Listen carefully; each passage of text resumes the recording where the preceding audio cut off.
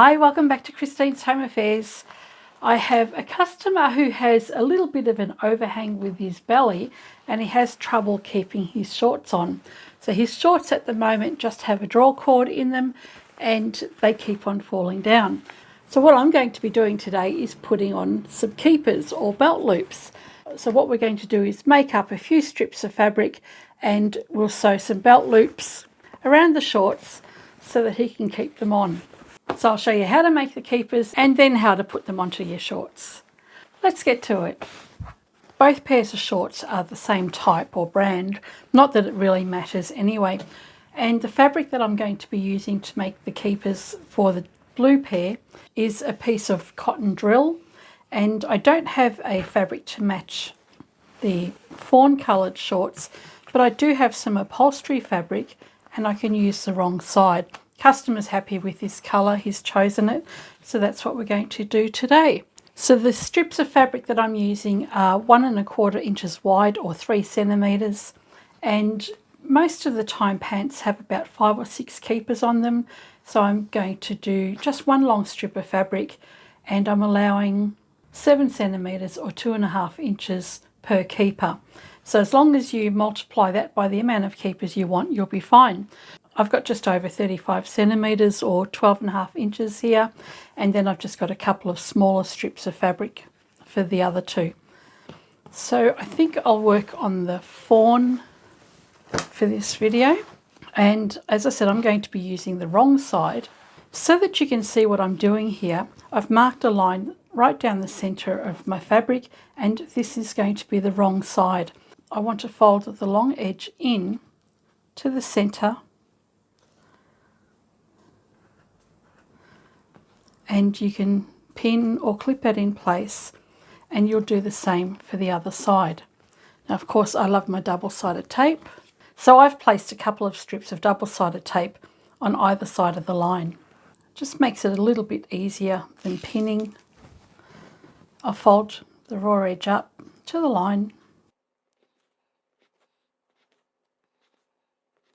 and repeat for the other side.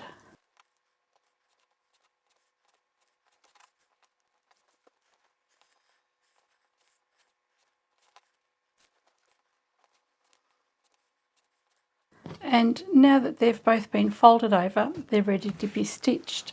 Now when you see these keepers on clothes, you'll usually see them with 2 rows of stitching along the outside, and on the wrong side there's a zigzag going across. And this is why you don't have to do anything with the raw edges underneath, is because they use a cover stitch machine to overlock all of those edges at the same time as doing the straight stitches.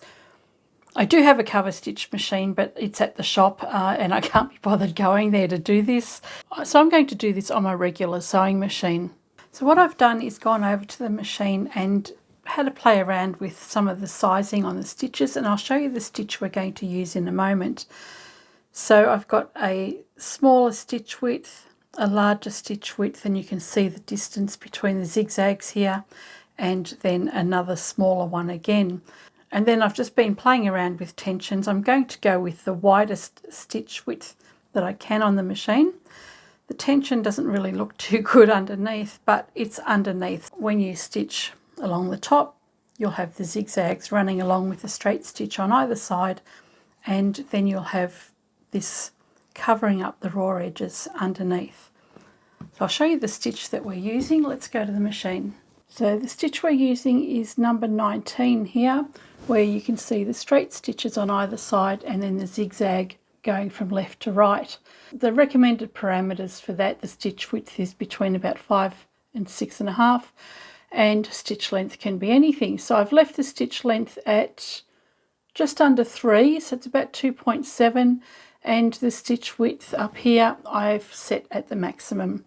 I haven't used this machine in a very long time. And I've just got my regular sewing foot on and everything's ready to go. Because I've chosen the widest stitch width, I don't have to worry about the raw edges underneath, because the width of the stitch is going to sew right across both raw edges and catch everything in place. So I really just need to position this under the centre of my foot, line it up and start sewing.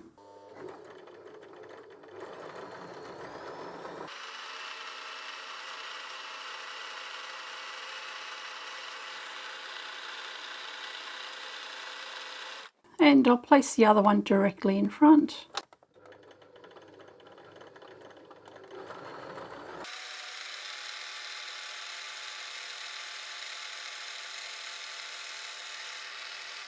And because I've matched the thread, you're not going to see any of the stitching at all. That's completely secured in place, and all we need to do now is cut them to size. Okay, so that's been sewn together, and what I can do now is trim them to the size that I want. And I'm going to cut mine at 7 centimetres or 2.5 to 2 3/4 inches.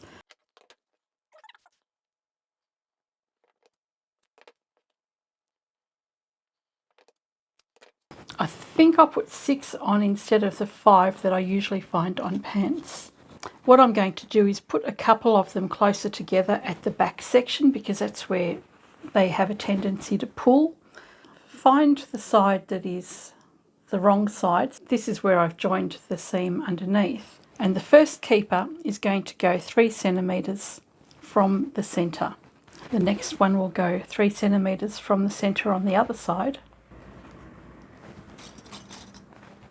What I've got here is the raw edge facing up, and when you place that onto the side of your pants, you'll stitch that and then you'll fold it down, so you'll end up having the right side facing the correct way.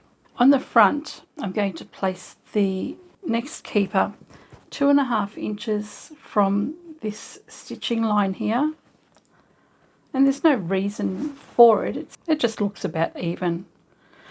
I went and had a look at another pair of jeans just to get a bit of a guide. So about 2.5 inches or 6 centimetres for that one. And I'll do the same on this side, so where that stitching line is under here. And I've lined up these keepers about 1 centimetre down, or about 1/2 inch. And then I have 2 more to put on. I'll find the centre between the back keeper and the front one. And that's where I'll put the next one, and same on this side. Have a look at that and see if I like it. Not really. I'm going to move the back ones a little bit further apart from each other, just a small amount. That'll close up the gap between these two sections here. So I can take this to the machine now.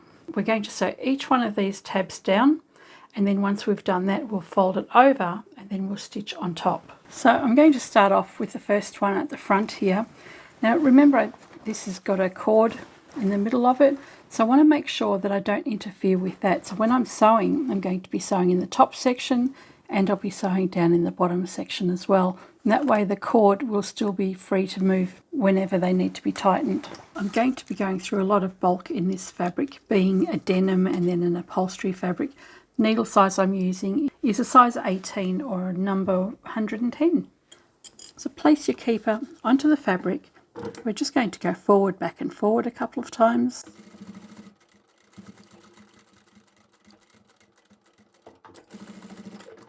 Once that's in place, bring the keeper forward and fold that over, and so that'll hide that raw edge you've got underneath, and stitch over the top.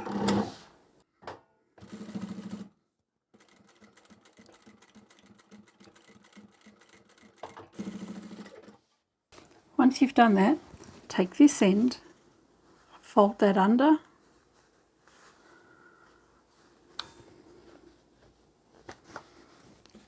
and just make that sit nice and straight across, and we'll sew over that a few times.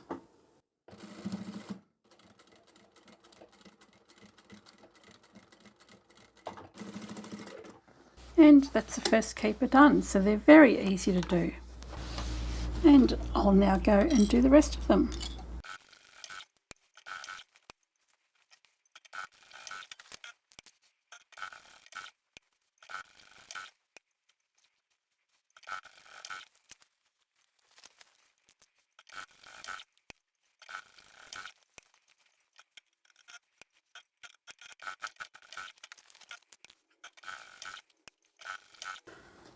You want to double check that you've got your keepers on the right way. I've actually put this the wrong way up. I've got the raw edges showing on the wrong side.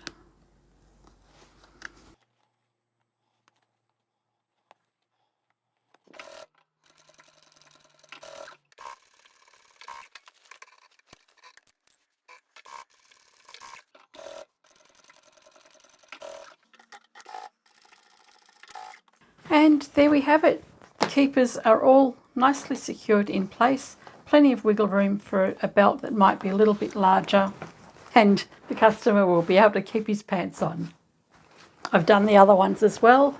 So the fabric wasn't a very good match, but he does wear a t-shirt or a shirt over the top of them, so we weren't too concerned about that. But they're all done as well. That was a nice quick alteration.